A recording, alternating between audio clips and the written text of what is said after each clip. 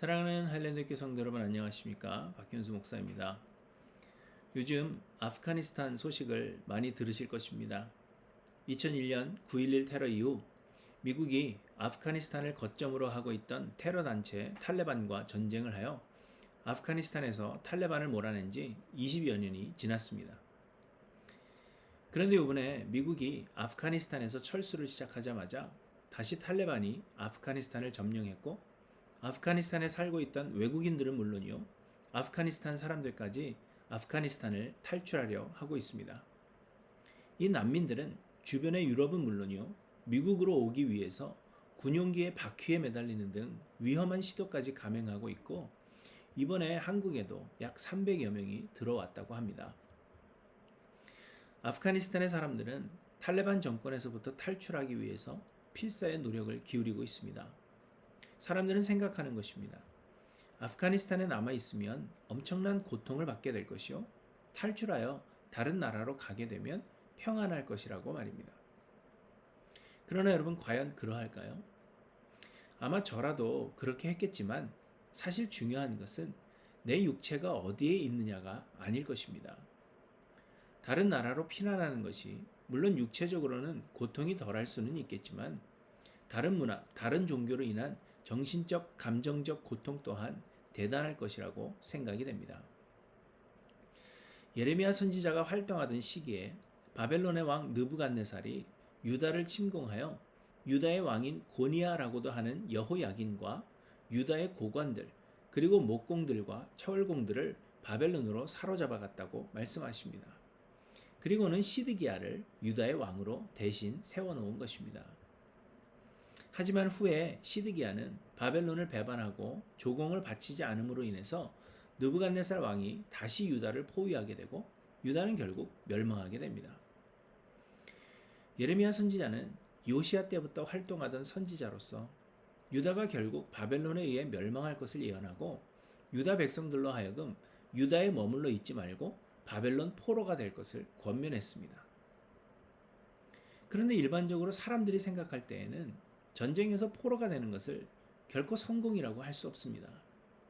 전쟁을 한다면 이겨야 하고 자기 나라에 남아있는 것이 좋은 것이지 적군에게 사로잡혀 포로가 된다는 것은 결국 실패한 인생이요, 고통이 가득한 삶을 살게 되는 것으로 생각하는 것입니다.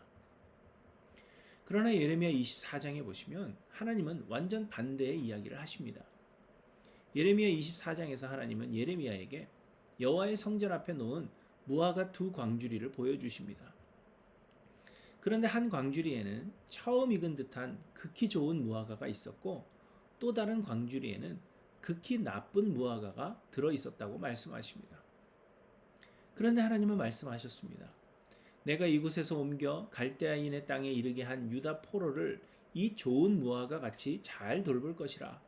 내가 그들을 돌아보아 좋게 하여 다시 이 땅으로 인도하여 세우고 헐지 아니하며 심고 뽑지 아니하겠고 내가 여호와인 줄 아는 마음을 그들에게 주어서 그들이 전심으로 내게 돌아오게 하리니 그들은 내 백성이 되겠고 나는 그들의 하나님이 되리라.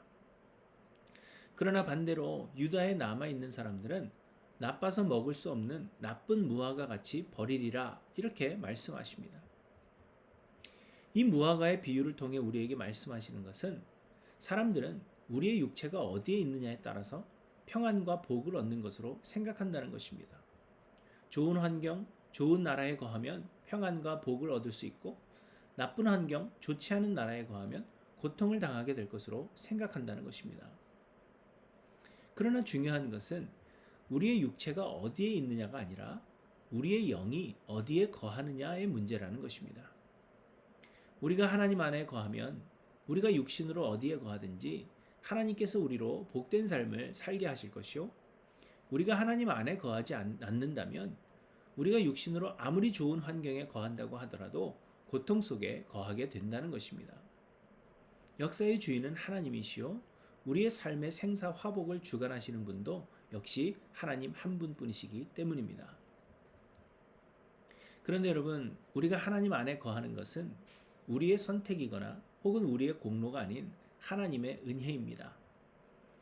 곧 우리가 하나님 안에 거하기로 결정하고 노력하여 이루는 것이 아니라 하나님께서 우리를 조건 없이 택하사 하나님 안에 거하게 하시는 것입니다. 우리가 하나님께로 나가지 않고 하나님께서 우리를 불러주시는 은혜입니다. 그러므로 우리는 그저 하나님의 은혜를 구하며 하나님께 굴복할 뿐입니다.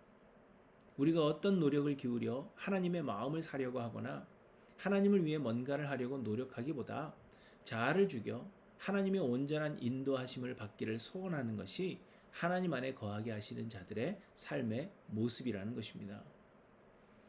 그러므로 사랑하는 성도 여러분, 여러분은 하나님 안에 거하고 계십니까?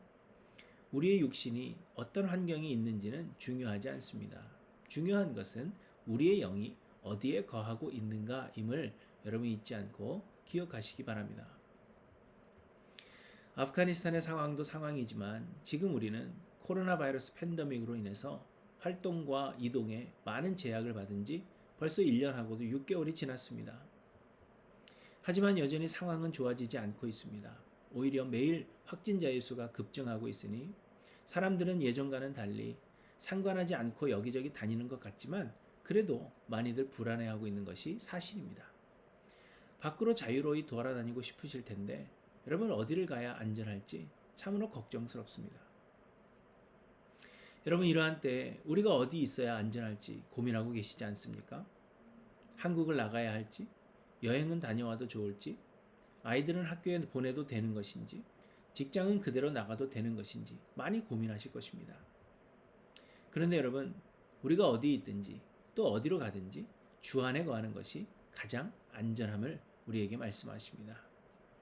그러므로 우리가 어디에 있는지 여러분 걱정하지 마시고 주 품에 우리를 품어주시기를 소망하며 하나님의 은혜를 구하시는 저와 여러분들이 되시기를 간절히 소망합니다. 오늘도 우리 주님 품 안에 거하시는 우리 모두가 되기를 간절히 기도합니다. 주 품에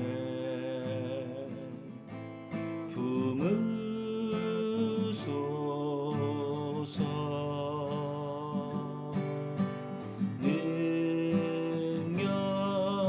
능력에 발로 덮으소서. 거친 파도 날 향해 와도 주와 함께 날아오르리.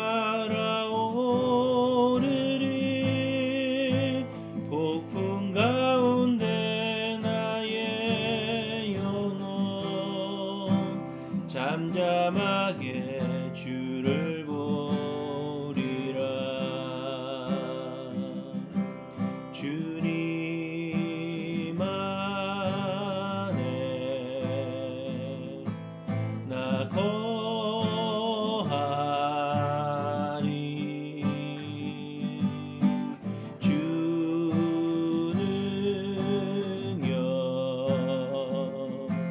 나 잠잠히 믿네. 거친 파도 날 향해 와도 주와 함께 날아오르리. 폭풍 가운데 나의 영혼 잠잠하게 주를 보리라. 거친 파도 날 향해 와도 주와 함께 날아오르리. 폭풍 가운데 나의 영혼 잠잠하게 주를 보리라. 거친 파도 날 향해 와도 주와 함께 날아오르리. 폭풍 가운데 나의 영혼 잠잠하게 주를 보리라.